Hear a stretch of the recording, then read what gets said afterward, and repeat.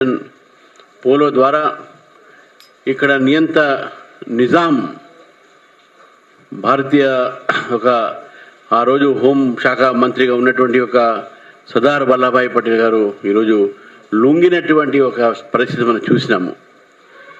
ఈ భారతదేశంలో మనకు భాగం కావడానికి కారణం అనేక మంది త్యాగాలు, అనేక మంది ఆ రోజు నిజాం వ్యతిరేకంగా పోరాడి కాసిం రజవి ఏర్పాటు చేసినటువంటి రజాకర్ల సైన్యంతో పోరాడి బలి అయి ఎంతోమంది అమాయకుల్ని ప్రాణాలు తీసినటువంటి రజాకారులు మహిళల్ని నగ్నంగా బతుకమ్మలు ఆడించి బైరాన్పల్లి, పర్కాల, గుండ్రాంపల్లి ఇటువంటి అనేకమైన ప్రదేశాలు, నిర్మల్ దగ్గర ఉన్న 1000 ఊర్ల ఇవన్నీ కూడా 1000 ఊర్ల ఏదైతే చెట్టు మనం చూసాం అక్కడ అందరం కూడా చాలామంది పోయాం. ఇక్కడి నుంచి మనం ఇవన్నీ కూడా ఆ రోజు ఉన్నటువంటి చరిత్ర మనల్ని గుర్తు చేస్తూ ఉంటుంది అక్కడ ఏం జరిగిందని చెప్పేసి.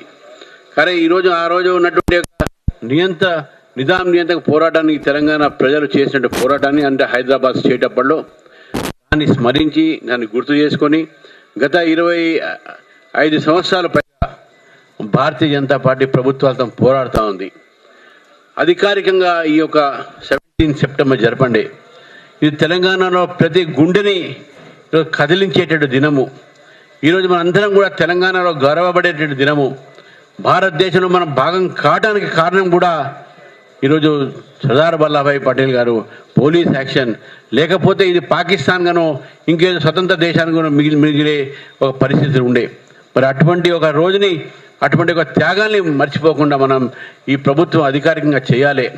మహారాష్ట్ర ప్రభుత్వం, అదేవిధంగా కర్ణాటక ప్రభుత్వం కూడా ఈ రోజున అధికారికంగా వేరే పేరుతో వారు చేస్తూ ఉన్నారు.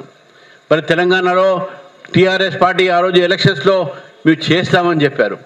కాంగ్రెస్ పార్టీ వాళ్ళ కార్యాలయంలో చేస్తూ ఉన్నారు. కానీ ప్రభుత్వ పరంగా అధికారికంగా చేయట్లేదంటే కేవలం ఓట్ బ్యాంక్ పాలిటిక్స్ కోసము మజ్లిస్ పార్టీ లాంటి పార్టీలతో భయపడి ఈరోజు వారు చేయట్లేదని చెప్పేసి స్పష్టంగా కనబడతా ఉంది. కానీ కేంద్రంలో భారతీయ జనతా పార్టీ ప్రభుత్వం వచ్చిన తర్వాత మన కిషన్ రెడ్డి గారి ప్రయత్నంతో ఆ రోజు హోంశాఖ మంత్రి శ్రీ అమిత్ షా గారు ఇక్కడ దీన్ని అధికారికంగా మనం జరుపుతాము. దీంట్లో మన సైనిక బలాలు, కేంద్ర బలాలన్నీ కూడా పెరేడ్ చేస్తాము.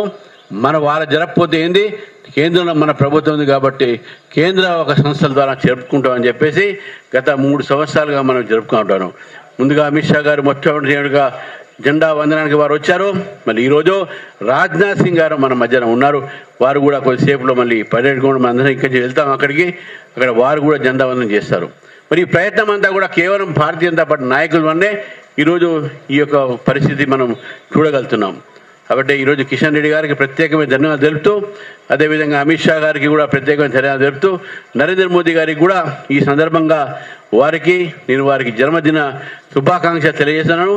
అంత గొప్ప వ్యక్తి ఈరోజు భారతదేశానికి దొరకటము, భారతదేశం వారి నాయకత్వంలో వికసిత్ భారత్గా రేపు ఆ దిశలో మనందరం కూడా పోతున్నాం అంటే కేవలం నరేంద్ర మోదీ గారి కారణమే. ఇంతకుముందు ఉన్నటువంటి ప్రభుత్వాలు ఈ దేశాన్ని లూటీ చేశారు, కోట్లాది రూపాయల స్కాములు చేశారు. కానీ నరేంద్ర మోదీ గారి 11 సంవత్సరాల ఈ పరిపాలనలో అవినీతి రహితమైనటువంటి పరిపాలన, ఒక్క స్కామ్ కూడా లేకుండా పరిపాలించినటువంటి నరేంద్ర మోదీ గారికి ఆ భగవంతుడు ఆయురారోగ్యంతో ఇంకా దేశాన్ని, మన సమాజాన్ని ఈరోజు సమాజానికి పని చేయాల్సిందిగా ఆ భగవంతుడు శక్తి ఇవ్వాలని చెప్పేసి కూడా భగవంతుని కోరుతూ, మరి ఈరోజు విశ్వకర్మ దినం కూడా ఉన్నది.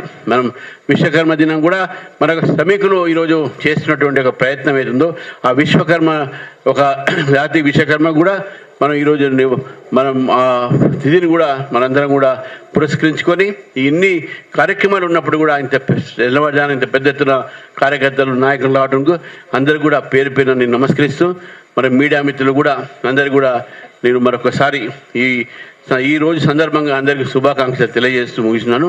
భారత్ మాతాకి